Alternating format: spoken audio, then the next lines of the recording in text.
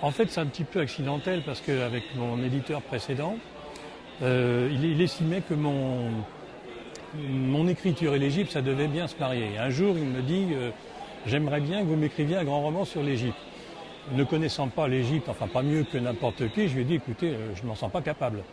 Mais bon, il suffisait de me prononcer le mot de l'Égypte et en sortant de son bureau, je dis j'ai peut-être une idée. Et voilà. Et en fait, 3 semaines après, je l'ai rappelé, enfin je lui ai renvoyé un scénario de roman. Parce qu'il suffisait qu'il me dise ça pour que, voilà, j'avais le décor, je me suis dit après tout, il suffit d'étudier, et puis voilà.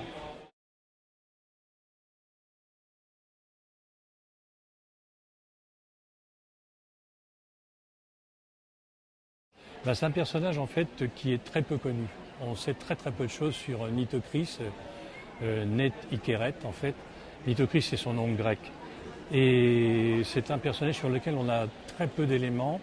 On sait elle a régné à la fin de l'Ancien Empire pendant à peu près une dizaine d'années, qu'elle a épousé, en fait c'est son frère qui devait devenir pharaon, il a été assassiné. Elle l'avait épousé puisque c'est ce qui se faisait donc, pour conserver pur le sort des dieux. Et donc quand il a été assassiné, je dirais les puissants les grands seigneurs égyptiens pensaient qu'ils allaient pouvoir la manipuler comme ils le souhaitaient.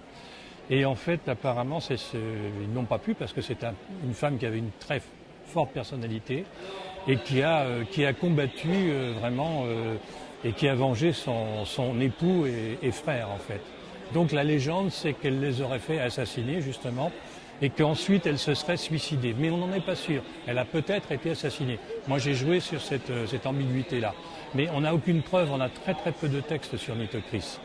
Donc c'est un personnage de roman idéal parce qu'on peut écrire à peu près ce qu'on veut. Alors j'avais envisagé à l'origine d'écrire un roman sur Nitocris elle-même. Et puis au moment où je m'apprêtais à le faire, il y a eu une série deux romans qui sont sortis sur elle. Et donc je me suis dit c'est pas la peine de réécrire à peu près la même histoire. Mais j'ai quand même conservé le personnage et c'est pour ça que dans l'Appel de l'Orient, je l'ai intégré à l'histoire, mais sous forme de comment je peux dire, pas de fantôme véritablement, mais disons de quête en fait des deux personnages, des deux héros du roman. Voilà. Ah, il est commencé. Alors c'est très particulier. C'est un roman qui est basé sur des énigmes historiques qui restent actuellement vraiment en suspens. Ce sont les énigmes des cartes impossibles. Ce sont des cartes qui ont été, c'est des cartes de Pirirest, de Ontefine, le finlandais. Sur ces cartes figurent des éléments qui ne devraient pas y figurer, notamment sur la carte de Finet, qui a été établie en 1531, figure l'Antarctique sans les glaces. Voilà. Et les historiens ne contestent pas l'authenticité de ces cartes, mais ils ne savent pas les expliquer.